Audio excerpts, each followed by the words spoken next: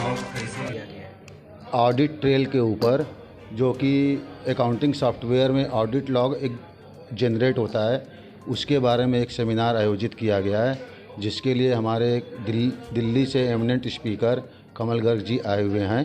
वो इस बारे में डिस्कस करेंगे कि ऑडिट ट्रेल कैसे मेंटेन किया जाए और उसके प्रावधानों की पूर्ति कैसे किए जाए, उसमें क्या अगर पूर्ति नहीं होती है तो क्या पेनल्टी लगती है, उसी सब बारे में जानकारी देंगे। किन किन मुद्दों पे इस पे चर्चा होगी?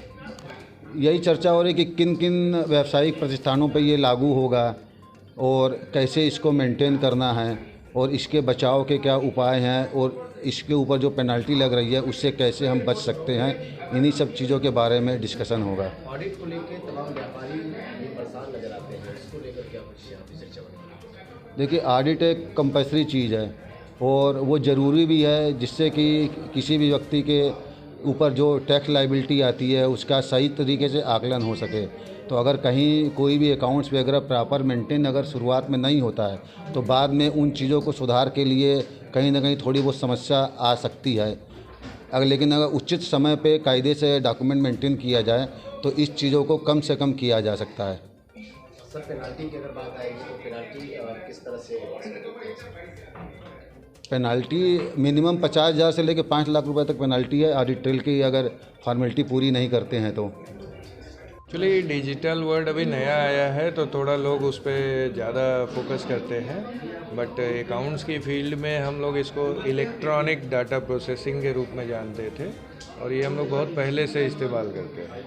तो ये जो इलेक्ट्रॉनिकली बुक कीपिंग है, इलेक्ट्रॉनिक तरीके से, मतलब कि सॉफ्टवेयर और कंप्यूटर की मदद से, तो ये इसके लिए नियम 2014 में ही बने थे, बट उसमें कोई बहुत मतलब कड़े प्रावधान नहीं थे जो इसके लिए सुझाए गए थे कि आपको पेनाल्टी लगे, चार्जेस लगे, ऐसा। अभी पहले रिटर्न में होते थे और अब डिजिटली होंगे, तो क्या समस्याएं होंगी इसका शॉर्टकट? नहीं, जो भी नए आविष्कार होते हैं वो हमेशा कुछ ना कुछ इम्प्रूवमेंट ही होता है, हम लोगों की सहूलियत के लिए होता है, लेकिन उसके साथ कुछ सावधानियां भी ज़रूरी हैं। जैसे मैनुअल बुक्स में जो खाता बही मेंटेन होता था तो उसमें अगर कोई चेंज करेक्शन करते थे हम लोग तो वो विजिबल होता था, दिखता था कि यहाँ आपने मिटा दिया या काट दिया फिर कुछ लिखा। इलेक्ट्रॉनिकली ये चीज़ नहीं संभव थी, उसी के लिए सरकार ने और मिनिस्ट्री ऑफ कॉर्पोरेट अफेयर्स ने एक प्रावधान डाला कि आप कुछ भी मिटा रहे हैं या चेंज कर रहे हैं तो वो आपको पता चले, मतलब जो कंप्लायंस को रेगुलेट करने वाली एजेंसीज, अथॉरिटीज़ हैं, उनको भी पता चले, हम लोग सीएज को एज ए ऑडिटर भी पता चले कि अकाउंटेंट ने कुछ लिख के डिलीट कर दिया।